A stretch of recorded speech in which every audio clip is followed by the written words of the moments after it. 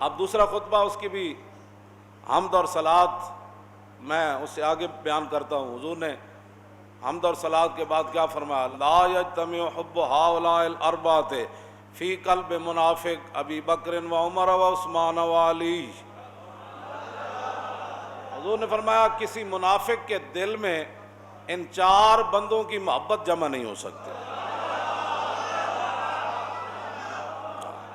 حضور نے فرمایا لا یجتمع حب ہؤلاء الاربعۃ فی قلب منافق ابی بکر و عمر و عثمان و علی. یہ جڑا دوسرا خطبہ ہے نا میں جڑا پڑھ رہا یہ حضور وڈی عید والے بھی دوسرا خطبہ پڑھتے سن تے نکی عید تے بھی حضور یہی خطبہ پڑھتے سن. پہلے خطبے علیحدہ علیحدہ پہلا جڑا، لیکن دوسرا خطبہ ایک ہی ہے. حضور نکی عید والے دن بھی دوسرا یہی خطبہ فرماندے سن لا یجتمع حب ہؤلاء الاربعۃ فی قلب منافق. تیرے منہ سے جو بات نکلی وہ ہو کے رہے. وہ زبان جس کو سب کن کی کنجی کہیں اس کی نافذ حکومت پہ لاکھوں سلام. وہ دہن جس کی ہر بات وحی خدا چشمہ علم و حکمت پہ لاکھوں سلام. لا یجتمع حب ہؤلاء الاربعۃ فی قلب منافق.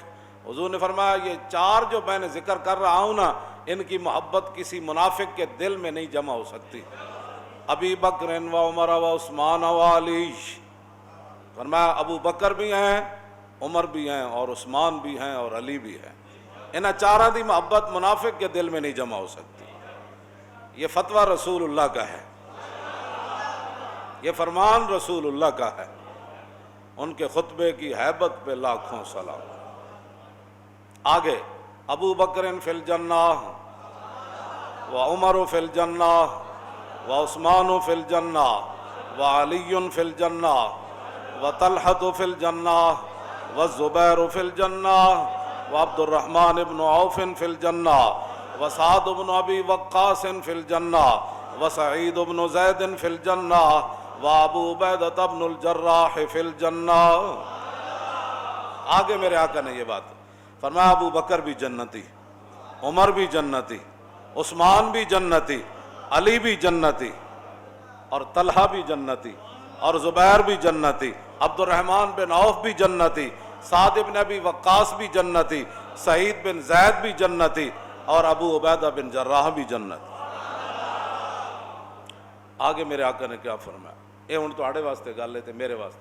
ایھا الناس قوا انفسکم واہلیکم نارا وعلموہم وادبوہم فانہم عندکم عوان و امانہ. فرماؤ لوگو اپنے آپ کو اور اپنے اہل خانہ کو جہنم کی آگ سے بچاؤ. بچاؤ تم انفسکم اپنے آپ کو، واہلیکم اور اپنے اہل خانہ کو، نارن آگ سے بچاؤ. کیا بچاؤ؟ ہر بندے کو پتہ ہے اسلام حضور آ گئے، باتیں ختم ہو گئی. قلم ازل وچاہن مجمل کل تفصیلاں طول طویلاں لوہے محفوظ کنواں روشن ہویاں اور مثل کندیلاں وچ سفیلاں اور نال چراغاں شمس گلیندے اور اکثر قوم رزیلاں گھڑن دلیلاں غلام محمد اے ہو تمثیلاں سمجھیاں بہت قلیلاں خاص خلیلاں. بس حضور آ گئے، بات ہو گئی ختم. آگے کیا فرمایا؟ فرمایا فَإِنَّهُمْ عِنْدَكُمْ عَوَانٌ وَأَمَانَةٌ. فرمایا یہ جو بال بچے ہیں نا تمہاری بیویاں اور تمہارے بچے بچیاں یہ تمہارے لیے معاون بھی ہیں. بعد میں تمہارا نام زندہ رہے گا، یہ فلاں کے بیٹے ہیں، پھر یہ آگے کہیں گے فلاں کے پوتے ہیں، یہ فلاں کی نسل ہے. فرمایا یہ تمہارے لیے جو ہے وہ مددگار بھی ہیں اور تمہارے پاس اللہ کی امانتیں بھی ہیں. جی ہاں، یہ بچے تواڈے اہل خانہ حضور نے فرمایا یہ اللہ کی طرف سے تمہارے مددگار ہیں. ماں باپ بوڑھے ہو جائیں تو یہ خدمت کرتے ہیں اور ماں باپ کی جناب فرما برداری کرتے ہیں، ماں باپ کے ہاتھ پاؤں دھو کر پیتے ہیں، ماں باپ کی جناب ہر بات کو مانتے ہیں، ان کے سامنے سر جھکا دیتے ہیں، ان کی فرما برداری کرتے ہیں، ان کے سامنے جو ہے وہ بڑبڑ نہیں کرتے اور آنکھیں نکال کر ماں باپ کو نہیں دیکھتے، بلکہ جب بھی بات کرتے ہیں تو گردن جھکا کے ماں باپ سے بات کرتے ہیں. فرمایا یہ تمہارے پاس کیا ہیں؟ اللہ کی طرف سے معاون ہیں اور امانتے ہیں. آگے حضور نے کیا فرمایا؟ ہن یہ نہیں سمجھنا بھائی مولوی تقریر کر رہا تے مولویاں دی شان یہ رسول اللہ نے خود بیان کی تھی، حکمرانہ دی نہیں بیان کی تھی. وزیرہ مشیرہ دی نہیں بیان کیتی، گڈ کپاں دی نہیں بیان کیتی، ملک لٹن والے دی بیان نہیں کیتی، ختم نبوت ڈاکواں دی بیان نہیں کیتی، انہاں دی بیان کیتی جنہاں ختم نبوت دے بارے جا کے پیرے دتے۔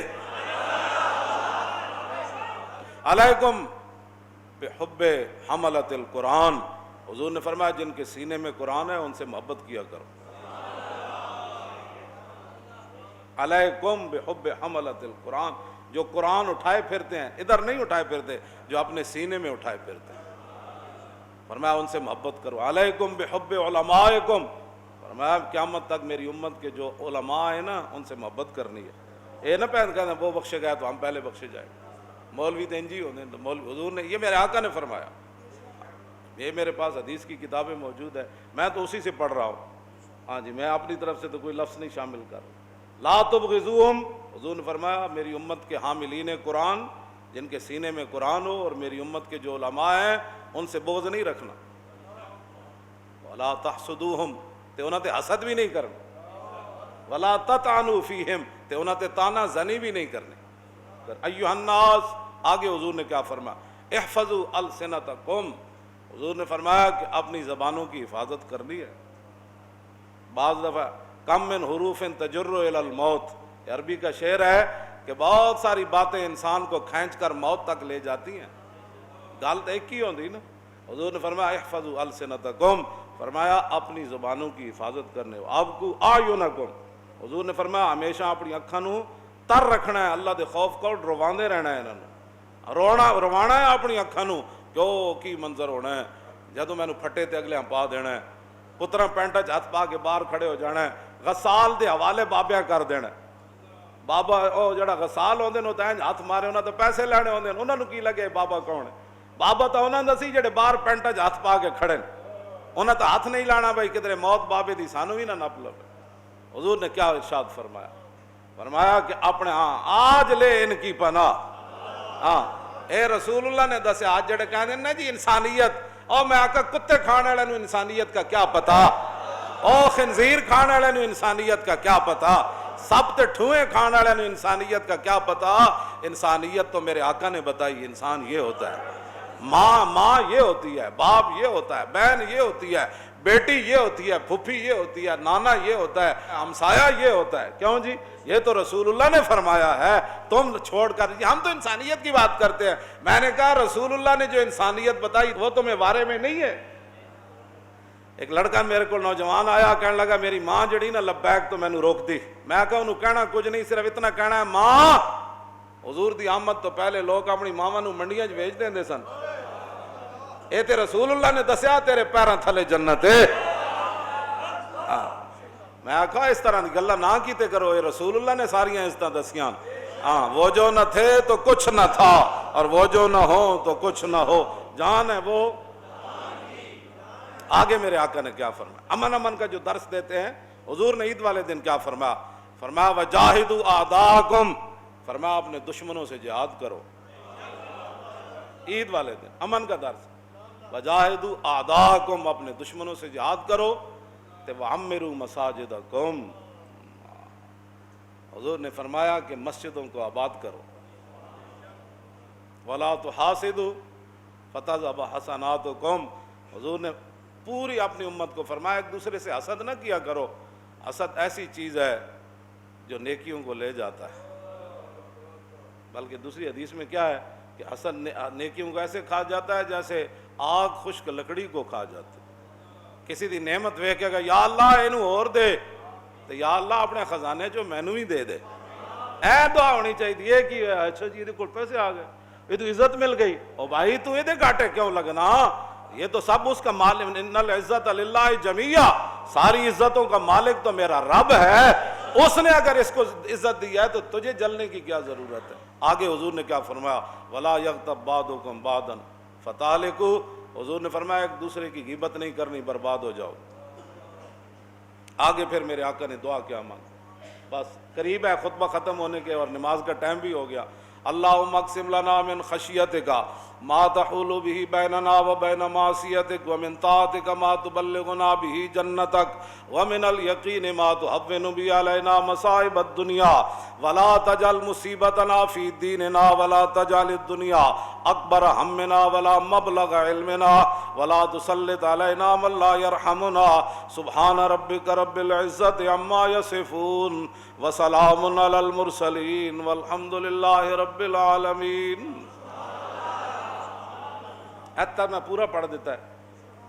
حضور نے دعا کے آخر مانگی، اے اللہ ہمیں ایسا اپنا ڈر عطا فرما، اللہم اقسم لنا من خشیتک ما تحول بی بیننا و بین معصیتک۔ اللہ اکبر۔ یہ تو کہتے ہیں چھاٹا تو وڈا ڈرنے والے اللہ کو، قیامت ویکھی جائے گی۔ حضور نے کیا دعا کی؟ یا اللہ ہمیں ایسا ڈر عطا فرما کہ جب بھی کوئی گناہ کرنے کا ہم ارادہ کریں تو گناہ اور میرے درمیان وہ ڈر آ کر کھڑا ہو جائے۔ ہمیں ایسا ڈر عطا فرما، اپنی ایسی خشیت عطا فرما۔ اللہم اقسم لنا من خشیتک ما تحول بی بیننا و بین معصیتک ومن طاعتک ما تبلغنا به جنتک۔ یا اللہ ہمیں ایسی اپنی اطاعت کی توفیق عطا فرما کہ جو اطاعت ہمیں جنت تک لے جائے۔ وَمِنَ الْيَقِينِ مَا تُحَوِّنُ بِهِ عَلَيْنَا مَصَائِبَ الدُّنْيَا۔ اللہ، ہر بندہ چیخ رہے ہوتا حضرت صاحب حالات نہیں ٹھیک، او میں آقا وَلَنَبْلُوَنَّكُمْ بِشَيْءٍ مِّنَ الْخَوْفِ وَالْجُوعِ وَنَقْصٍ مِّنَ الْأَمْوَالِ وَالْأَنفُسِ وَالثَّمَرَاتِ وَبَشِّرِ الصَّابِرِينَ الَّذِينَ إِذَا أَصَابَتْهُمْ مُصِيبَةٌ قَالُوا إِنَّا لِلَّهِ وَإِنَّا إِلَيْهِ رَاجِعُونَ أُولَٰئِكَ عَلَيْهِمْ صَلَوَاتٌ مِّن رَّبِّهِمْ وَرَحْمَةٌ وَأُولَٰئِكَ هُمُ الْمُهْتَدُونَ۔ اے قرآن دی آیت اے مسلمانوں واسطے نازل ہے، فرمایا ہم تمہیں ضرور بے ضرور تمہیں آزمائیں گے، تمہیں آزمائیں گے۔ کافروں کے بارے میں تو آزمائش نہیں ہے، ان کے لیے تو دنیا ہے۔ تمہیں آزمائیں گے، کبھی تمہیں بیماری دے دیں گے، کبھی تمہارا مال کم کر دیں گے، کبھی تمہارا کوئی بندہ لے جائیں گے، کبھی تمہارے کاروبار کے اندر بالکل ہی ختم کر، یہ تمہیں آزمایا جائے گا کہ جب وہ اچھے دن تھے تو اس وقت تو یہ بڑا تھا، تو اب تھوڑے دن برے آ گئے تو اللہ کی طرف باتیں کرنے لگ پڑا۔ ویسے میں آپ کو ایک بڑی پتے کی بات بتا رہا ہوں، ویسے حدیث پاک کے ادھر ترجمہ میں کر رہا میں جتنے لوگ ملے حالات جنہاں دے خرابن، اچھے حالات جو نہ رب نو کدی پیسے نہیں سن دیتے۔ رب جے کہندا من ذا الذی یقرض اللہ قرضا حسنا، کون ہے جو اللہ کو قرض حسنا دے؟ اس ویلے تسی رب نو قرض حسنا دتا کوئی نہیں، چنگے ویلے رب نو دیو۔ حضرت عبداللہ بن عباس نو حضور نے فرمایا سی، فرمایا سوکھے ویلے رب نو یاد کری تجد ہو تجاہ کا، جدو تیرے تے اوکھا ویڑا آئے گا نا تو رب نو سامنے پائیں گا۔ کیوں جی؟ سوکھے ویڑے جدو پیسے آندے نا یاشیاں تے اولاد نو راضی کرنے واسطے جس مالک دیتا انہوں نہیں راضی کر سکتے۔